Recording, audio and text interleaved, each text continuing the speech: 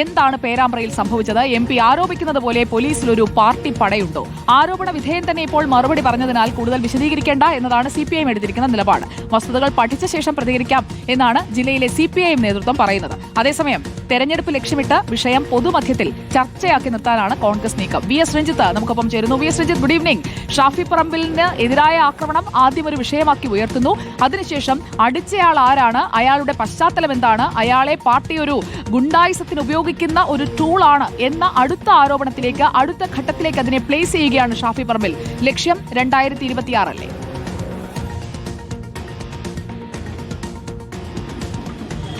സുജയ, തീർച്ചയായും 2026 വടകരയിൽ ഷാഫി വലിയ മുന്നേറ്റമുണ്ടാക്കാൻ ആഗ്രഹിക്കുന്നുണ്ട്. പ്രത്യേകിച്ച് ഇപ്പോൾ CPM-ന്റെ കയ്യിലുള്ള പേരാമ്പ്ര, കുറ്റ്യാടി, നാദാപുരം പോലുള്ള മണ്ഡലങ്ങൾ, കൊയിലാണ്ടി പോലുള്ള മണ്ഡലങ്ങൾ, ആ പരിസര പ്രദേശത്തും കോഴിക്കോട് ജില്ലയിലാകെയും വലിയ നേട്ടങ്ങൾ ഉണ്ടാക്കാൻ ആഗ്രഹിക്കുന്നുണ്ട്. അതുകൊണ്ട് തന്നെ ഷാഫി ഈ വിഷയം വിട്ടുകളയാൻ ഉദ്ദേശിക്കുന്നില്ല എന്നുള്ളതാണ് ഇന്നത്തെ വാർത്താ സമ്മേളനത്തിൽ നമുക്ക് മനസ്സിലാക്കാൻ സാധിക്കുന്നത്. പ്രത്യേകിച്ച് CPM-ഉം അതുപോലെ പോലീസും ഷാഫിക്കെതിരെയും അന്നത്തെ സംഘർഷത്തിനെതിരെയും കോൺഗ്രസുകാർക്കെതിരെ പറയുന്ന കാര്യങ്ങളെ, ഷാഫിക്കെതിരെ പറയുന്ന കാര്യങ്ങളെ പ്രതിരോധിക്കുക എന്നുള്ളതായിരുന്നു ഇന്നത്തെ വാർത്താ സമ്മേളനത്തിന്റെ ഏറ്റവും പ്രധാനപ്പെട്ട കാര്യം. ഷാഫിക്കെതിരെ CPM-ഉം അതുപോലെ തന്നെ പോലീസും പറഞ്ഞുകൊണ്ടിരുന്നത് അവിടെ ഷാഫി വന്നിറങ്ങിയ ശേഷമാണ് വലിയ സംഘർഷത്തിലേക്ക് കാര്യങ്ങൾ പോയത്. അതായത് സംഘർഷത്തിന് തുടക്കമിട്ടത്, പ്രകോപനം ഉണ്ടാക്കിയത് ഷാഫിയാണ് എന്നുള്ളതായിരുന്നു. അതിന് ഷാഫി ഇന്നൊരു വീഡിയോ പുറത്തുവിട്ടു. ആ വീഡിയോക്കകത്ത് ഷാഫി കൃത്യമായി അവിടെ അനുനയ നീക്കം നടത്തുന്നതായി കാണാൻ സാധിക്കും. അതുകൊണ്ട് സംഘർഷത്തിനല്ല, അനുനയത്തിനാണ് MP ശ്രമിച്ചത് എന്നാണ് ആ വീഡിയോയിലൂടെ ഷാഫി പറയാൻ ശ്രമിച്ചത്. രണ്ടാമത്തെ വീഡിയോ ആണ് നിർണായകമായ വീഡിയോ. ആ വീഡിയോക്കകത്ത് കുറെ പോലീസുകാർ കോൺഗ്രസുകാരുമായി ഏറ്റുമുട്ടുന്നു. അതിൽ ഷാഫിയുണ്ട്. ലാത്തി ഉപയോഗിച്ചുകൊണ്ട് മുകളിലേക്ക് അടിക്കുന്നു. അത് ലാത്തിച്ചാർജിന് മുമ്പുള്ള അവരുടെ ഒരു വിരട്ടൽ സമ്പ്രദായമാണ്.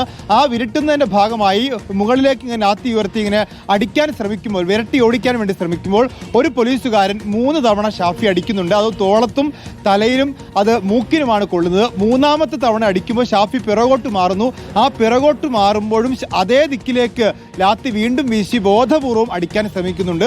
അങ്ങനെ ഒരു പോലീസുകാരൻ തന്നെ ബോധപൂർവം ആക്രമിച്ചു എന്ന് തെളിയിക്കാൻ ശ്രമിക്കുകയാണ് ഷാഫി. ഷാഫിയെ ആരും മർദ്ദിച്ചിട്ടില്ല എന്നുള്ള പോലീസിന്റെയും CPM-ന്റെയും വാദമാണ് അവിടെ ഖണ്ഡിക്കാൻ ശ്രമിച്ചത്. അതോടൊപ്പം തന്നെ ആ പോലീസുകാരൻ ആരാണ് എന്നുകൂടി പോലീസിന് കാണിച്ചു കൊടുക്കുകയാണ്, പൊതുജനങ്ങൾക്ക് കാണിച്ചു കൊടുക്കുകയാണ്. കാരണം ഇത്ര കാലമായിട്ട് പോലീസ് അന്വേഷിച്ചിട്ട് ആ പോലീസുകാരൻ ആരാണെന്ന് കണ്ടെത്താൻ കഴിഞ്ഞിരുന്നില്ല, അവർക്കെതിരെ നടപടിയെടുക്കാൻ പറ്റിയിരുന്നില്ല.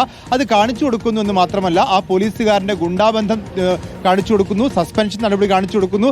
സസ്പെൻഷനിലായ പോലീസുകാരനെ തിരിച്ചെടുത്തത് ഇത്തരത്തിലുള്ള അക്രമങ്ങൾക്ക് നേതൃത്വം നൽകാനാണ്. ഈ ആക്രമണം സ്വർണ്ണക്കൊള്ള ഉൾപ്പെടെ മറച്ചുവെക്കാൻ വേണ്ടിയുള്ള രാഷ്ട്രീയ നീക്കമാണ് എന്നും ഷാഫി പറയുന്നു.